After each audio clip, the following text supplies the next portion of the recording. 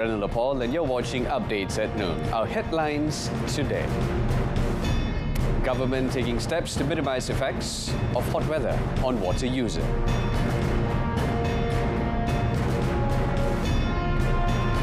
And also Home Ministry to review Cabinet Directive 1986.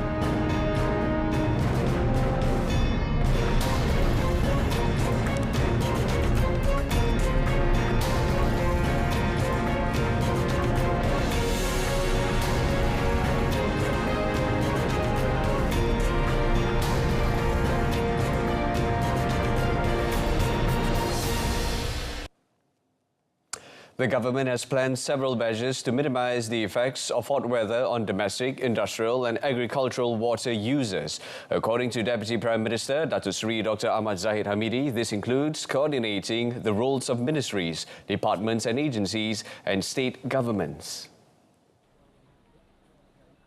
The coordination will also be done with the National Water Services Commission, SPAN, as well as supply companies or water management bodies at the state level to ensure sufficient water supply for the three categories of users. Maka satu usaha secara saintifik akan dilakukan. Dan semua pihak telah memperlihatkan komitmen untuk menentukan bahawa pengguna dalam tiga-tiga sektor ini akan terjejas dengan kadar yang paling minimum, dan usaha-usaha itulah yang sedang dilakukan. Kerana terdapat 7 sumber air yang akan sangat terjejas di dalam monsun barat daya ini. 2 daripadanya ialah di Kedah. The other 5 dams are 2 each in Perak and Selangor and 1 in Sarawak. The Deputy Premier was met after surveying the latest situation of the water reservoir at the Muda Dam in Sik, Kedah. He said the government, through the assistance of the Royal Malaysia Air Force, will carry out cloud seeding in those areas if the situation worsens. Health Minister Dr. Zaliha Mustafa reiterated that the status of the national health system is still under control amid the current hot spell. As of Monday, she said the Ministry of Health MOH recorded 15 cumulative cases related to the hot weather, with the death toll remained at 1. Kita pastikanlah di setiap hospital kita bersedialah dari sudut rawatan ke atas mana-mana pesakit yang masuk akibat daripada stroke haba ini. Stroke haba lah selalu yang masuk ke hospital, tapi ada juga kesan-kesan lain, contohnya fatigue kan, yang melampau ataupun kekejangan haba dan sebagainya. Jadi memang kita pun telah buat briefing ya, dan pihak kita punya DDG ataupun ketua pengarah kesihatan dan juga timbalan ketua pengarah kesihatan juga telah melihat perkara ini dan telah memastikan kita bagi alert lah kepada hospital, pengarah-pengarah hospital juga pengarah-pengarah negeri untuk bersedia at any time jika ada kes-kes yang berlaku akibat daripada haba yang melampau.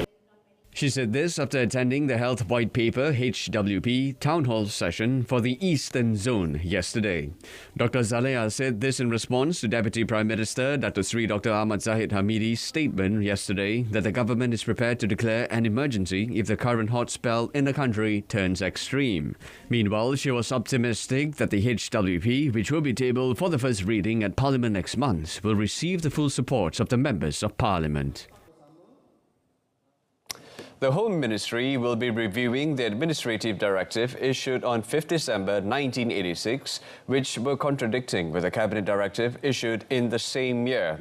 Now, this is to address the issue of using the words Allah, Baitullah, Salat and Kaabah in order to be in line with the interests and benefits of the multiracial and multi-religious community in the country.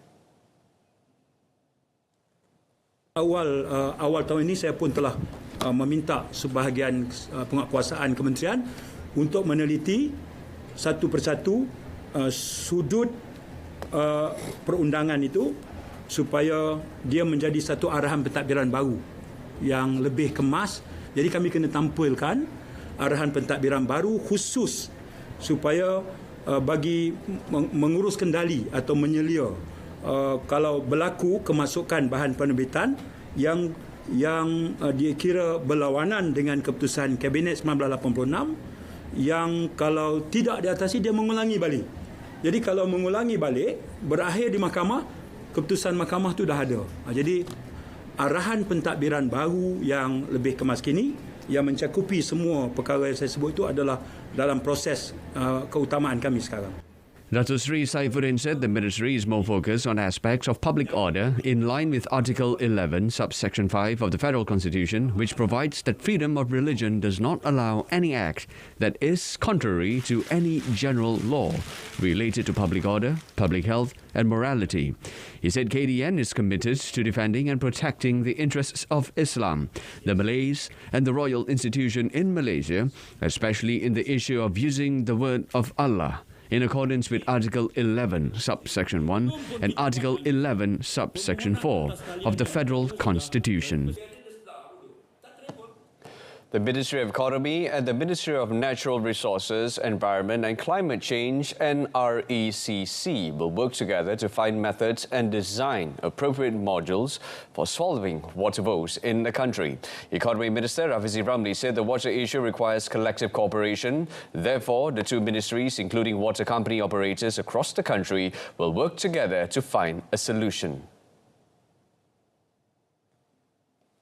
Memang sudah pun berjumpa dengan semua operator air termasuk Bahang semua, dan insya-Allah dalam masa yang sesuai selepas kita melalui proses dengan pengawal sedia, proses dengan kementerian, agensi terbabit, proses keputusan di peringkat kabinet dan sebagainya. Kementerian Ekonomi dengan NRECC akan membentangkan kepada kerajaan persekutuan pilihan-pilihan yang boleh diambil kira bersesuaian dengan kemampuan kewangan di peringkat kerajaan persekutuan dan kerajaan negeri. Jadi maksudnya it's moving forward. Rafizi was speaking after attending the half-term review session of the 12th Malaysia Plan 12MP 2021 to 2025 by the Ministry of Economy together with the Pahang State Government. He asked this when asked to comment on Prime Minister Dato' Sri Anwar Ibrahim's statement recently, who informed that the water problems in Kelantan and Sabah will be dealt with by the federal government even if it involves large expenditures. He hoped the water services in the country can be improved over time and expects at least 50% of water supply projects to be completed within 7 years starting next year, which is when the 12MP to 13MP is implemented. Menstrual or period poverty in Malaysia is not at a worrying level, with the government providing sanitary napkins to the groups involved, especially to the target groups such as the Orang Asli, B40 and those who cannot afford them. Women, Family and Community Development Minister Dato' Sri Nancy Shukri said the sanitary pads were given to ensure their hygiene during their menstrual cycle. Untuk menggalakkan pendidikan dari segi pendidikan mengenai haid ini, supaya ianya tidak lagi menjadi satu tabu kepada pelajar-pelajar orang muda, kerana ianya perlu dipercakapkan kalau berlaku haid itu macam mana mereka perlu memahami bagaimana mengatasinya, mengurus mereka diri sendiri. Pada masa yang sama juga kita juga perlu mewujudkan environment yang orang kata very kondusif untuk mereka yang memerlukannya. She was speaking at the handing over of cheques for 10,000 ringgit each to 10 schools under the Kotex She Can project to make schools more conducive for female students. She said the program enlightened students about menstrual hygiene, which was once rarely discussed.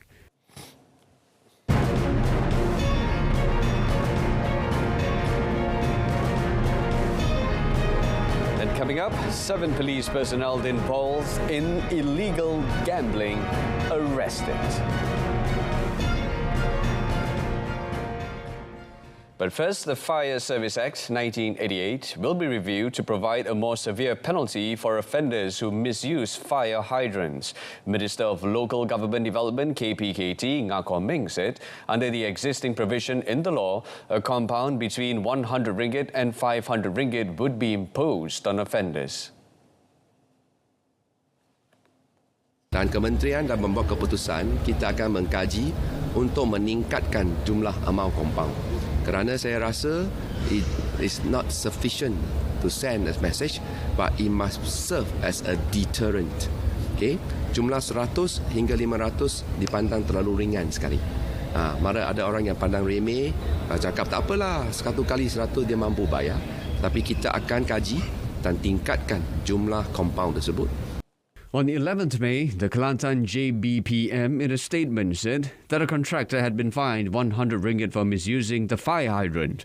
This was in relation to Rantau Panjang Member of Parliament Datuk Siti Zailah Muhammad Yusoff's move in channeling water from a fire hydrant to a tanker for distribution to a constituents during a water shortage.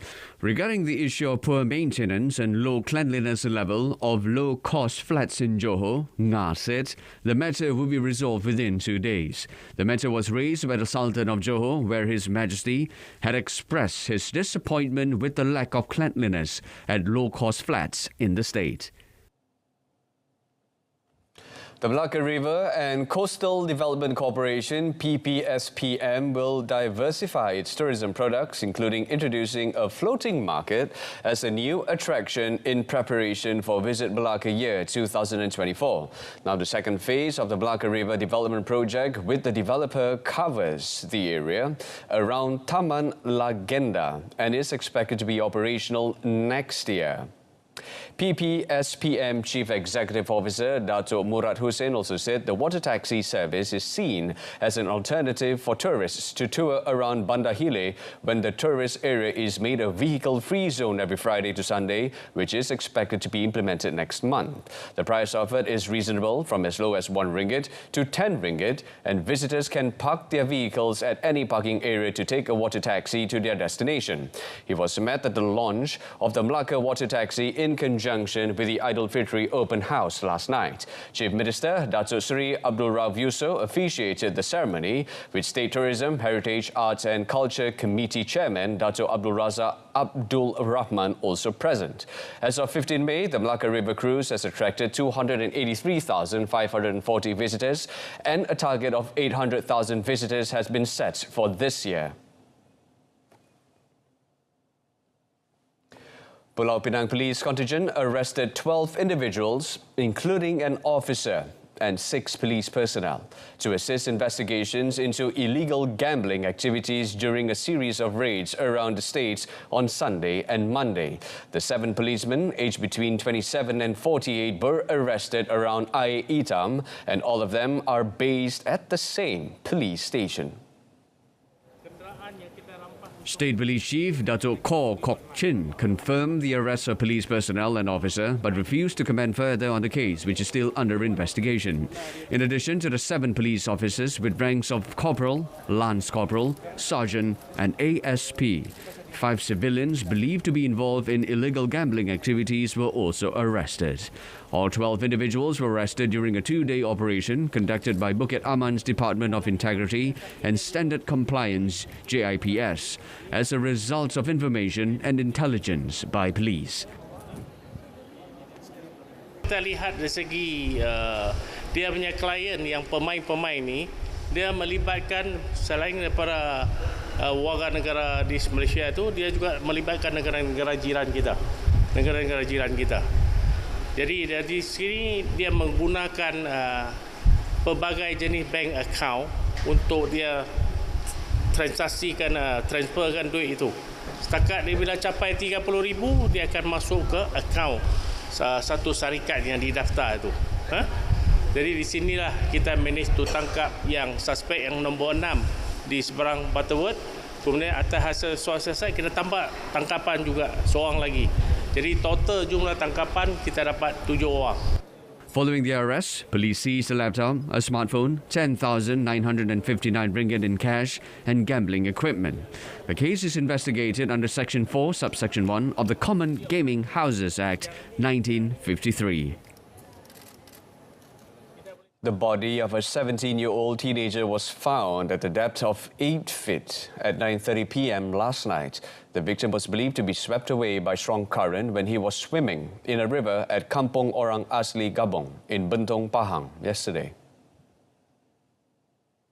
According to Pahang Fire and Rescue Department JBPM Public Relation Officer Zulfadli Zakaria, a distress call was made at 5:10 p.m. before a team of rescuers were dispatched to the scene. A total of 10 rescue personnel from Bentong Fire Station were involved in the search and rescue operation. The victim was identified as Muhammad Shafiq Akmal Zaidi, hailed from Felda Lakom, Lanchang, Temerloh. It was reported that the victim went to the river with his 3 other friends. The body was sent to the police for further action.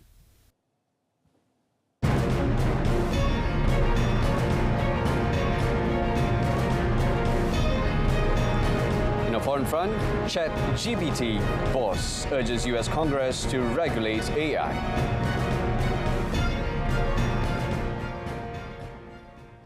But first, protesters marched in Japan's capital Tokyo to oppose the planned release of treated radioactive water into the sea from the Fukushima Daiichi nuclear power plant, which was wrecked by a massive earthquake and tsunami in 2011. The water was mainly used to cool reactors in the aftermath of the disaster. It is being stored in huge tanks at the plant and is enough to fill about 500 Olympic-sized swimming pools. Officials say the tanks are near capacity and have to be removed for reconstruction. The water is treated, filtered and diluted, and the plant's owner and the Japanese government say it is safe, although it does not contain traces of tritium. That has done little to ease the concerns of opponents to the plan. やってはいけないことだと思うけど、やってはいけない。で、タンクに置いておくことは可能。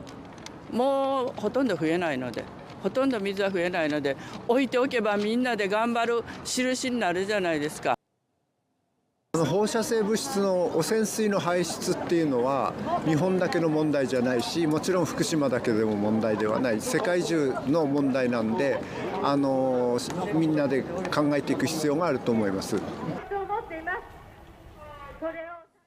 Sam Altman, the chief executive of ChatGPT's OpenAI, told US lawmakers that regulating artificial intelligence was essential after his chatbot stunned the world. Now, the latest figure to erupt from Silicon Valley, Altman testified before a US Senate subcommittee and urged Congress to impose new rules on big tech, despite deep political division that for years have blocked legislation aimed at regulating the internet. Altman suggested the US government might consider a combination of licensing and testing requirements before the release of powerful AI models with the power to revoke permits if rules were broken. Number 2, I would create a set of safety standards focused on what you said in your third hypothesis as the dangerous capability evaluations. One example that we've used in the past is looking to see if a model can self-replicate and self-exfiltrate into the wild. We can give your office a long other list of the things that we think are important there, but specific tests that a model has to pass before it can be deployed into the world. And then third, I would require independent audits. Europe had already advanced considerably with its AI Act that is set to go to a vote next month at the European Parliament. A sprawling legislative text, the EU measure could see bans on biometric surveillance, emotion recognition, and certain policing AI systems. Crucially for OpenAI, US lawmakers underline that it also seeks to put generative AI systems such as ChatGPT and DALL-E in a category requiring special transparency measures, such as notifications to users that the output was made by a machine. Brazilian ex-president Jair Bolsonaro rejected accusations of tampering with his COVID-19 vaccination records as local authorities investigate the former far-right leader and some of his allies. In 3-hour testimony to the Brazil's federal police, Bolsonaro said he was unaware of false information being included on his vaccination card. Supreme Court documents have shown federal police found evidence of tampering with Bolsonaro's vaccine records in his last weeks as president in late December, before he flew to the United States, where most foreign visitors must be vaccinated. According to transcripts of the former president's testimony, Bolsonaro denied having knowledge of or ordering false information to be inserted into these vaccination records. Earlier this month, Brazilian police raided the former leader's home, arrested his trusted aides, and seized his cell phone. As part of the probe, seeking to answer how Bolsonaro, a strident coronavirus skeptic who vowed never to get a COVID vaccine, was registered as vaccinated in health records made public in February. The Supreme Court is overseeing the case and released court documents that included an arrest warrant for Mauro Cid, one of Bolsonaro's personal assistants when he was president, who stayed on as his aide. According to Bolsonaro, Cid may have committed fraud without his knowledge. Ancient textiles, a shrunken head, and a funerary bundle are among 36 cultural goods recovered by Peru from the U.S. countries. The Peruvian Foreign Ministry said 28 ancient textiles, 3 vice-regal paintings, a mummy head, a Nazca funerary bundle, and 3 Shua shrunken heads are the cultural goods recovered from the United States. According to the Peruvian government, nearly 2,000 historical and documentary archaeological artifacts have been repatriated in the last 4 years. Fires in the Canadian province of Alberta have scorched approximately 616,000 hectares and 95,000 more since Sunday. There are 86 wildfires in the forest protection area of Alberta, and 24 of those wildfires are out of control. As 2,500 people work to contain the fires, the provincial government announced it planned to help local authorities with compensation for volunteer firefighters.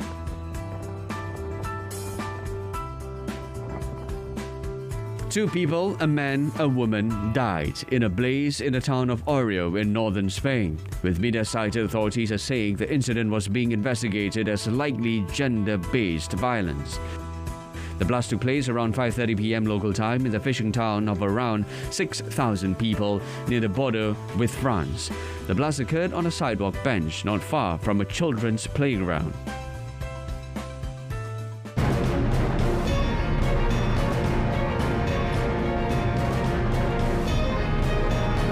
Inter reached first Champions League final since 2010.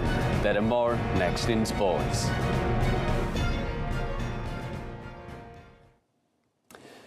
The Malaysian contingent have finished in 7th position and failed to meet the 40-goal target at the 2023 SEA Games in Cambodia. When the curtain falls on the biennial games today, the national contingent will return home from the 32nd edition, having collected just 34 golds, 45 silvers and 97 bronzes, to be placed 7th in the medal tally. The country's achievement in the SEA Games in Phnom Penh is worse than the Hanoi edition in Vietnam last year. Malaysia ended their campaign in Hanoi last year in 6th position with a haul of 39 golds, 45 silvers and 90 bronzes. They also finished in the same position in the 1983 edition in Singapore. In yesterday's action, Malaysia added 4 more gold medals through Samjelek dance sport, men's and women's hockey teams, and Ahmad Nur Iman Hakim Rakib kickboxing. At the end of the 11, Vietnam emerged overall champions after winning 136 golds, 105 silvers, and 114 bronzes, followed by Thailand, Indonesia, hosts Cambodia, the Philippines, and Singapore. Meanwhile, a full analysis of the national contingent's achievement will only be made after all the athletes have returned home on Friday. Youth and Sports Minister Hannah Yeoh said she will hold a meeting with SEA Games chef de mission Datuk Muhammad Nasir Ali and his deputies Datuk Shalin Zulkifli and Sharon Wee to discuss in detail of the national contingent's performance at the biennial games this time. In European football, Inter Milan reached their first Champions League final for 13 years as Lautaro Martinez's sole goal of the match gave them a 3-0 aggregate win against AC Milan earlier today. Inter will face either Manchester City or Real Madrid in Istanbul on 10th June after disciplined second leg display ensured their progress. The key moment of the night at the San Siro came when Argentinian Martinez exchanged passes with substitute Romelu Lukaku and drilled the shot from inside the penalty area that Milan goalkeeper Mike Maignan allowed in at his near post. Trailing 2-0 from the first leg, Milan had pushed hard in the first half, spearheaded by Rafael Leao, who shot across the goal and passed the post with one of his side's best chances. Maignan then superbly dropped to his knees to collect Edin Dzeko's glancing header from Hakan Çalhanoğlu's pacey free kick. Lukaku's introduction in the second half proved the spark that Inter needed to extend their lead. The forward on loan from Chelsea immediately caused problems in the Milan defence and created Martinez's goal to guarantee their place in the first Champions League final since their 2010 success under Jose Mourinho. Inter coach Simone Inzaghi said he had been impressed by every facet of his team's extraordinary journey to the Champions League final. He could now sit back and enjoy tomorrow's second leg of the other semi-final between Manchester City and Real Madrid, which is finally poised at 1-1 from the first leg. Ma comunque capita male perché sono due grandissime squadre con una qualità immensa. Chiaramente la partita di andata l'ho vista, guarderò la partita di domani. È una partita aperta perché anche nella partita d'andata ci sono stati momenti dove il Real Madrid aveva in mano la partita e i momenti dove il Manchester City, quindi chiaramente la guarderemo con attenzione domani. It is the first time in almost 50 years that Milan have lost to Inter 4 times in a single campaign, the only other time being in 1973-74. And never before in their history had they gone 4 games in a row without finding the net against Inter. And in tennis, Novak Djokovic eased into the Italian Open quarterfinals after breezing past Cameron Norrie, although there was tension with the Briton after the top seed was hit by a smash. While Djokovic dispatched Norrie's 6-3, 6-4 Monte Carlo Masters winner Andrei Rublev and home hope Jannik Sinner both crashed out in Rome. Djokovic won the first 3 games against Norrie and closed out the first set with little fuss without needing to be at his best. The 35-year-old then took the second set to a 2-1 with a break, but in the next game Norrie broke back while angering Djokovic with a smash which hit him on the back of his left leg. An error-prone Norrie surrendered his serve again and had treatment for a right leg issue before top seed Djokovic came from love 30 down in the final game of the contest to complete the victory over the world number 13 on his second match point. Djokovic will next face 7-seed Holger Rune after the Dane did away with Australia's Alexei Popyrin 6-4, 5-7, 6-4. Number 6 seed Andrei Rublev suffered a shock exit in the 4th round of the Italian Open at the hands of German qualifier Yannick Hanfmann. Hanfmann, currently ranked number 101 in the world and competing for the first time at the ATP Masters event, defeated Rublev 7-6, 4-6, 6-3. 8-seed Jannik Sinner also suffered a 4th round upset against Argentine Francesco Cerundolo, who mounted his 3rd comeback victory in Rome to win 6-7, 6-2, 6-2. This leaves just one Italian, Lorenzo Musetti, left in their home open.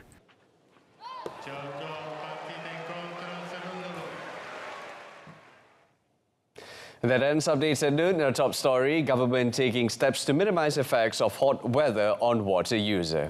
Do join us for Malaysia Tonight, coming up at 8:30 p.m. on saluran Berita RTM. And before we go, we leave you with a video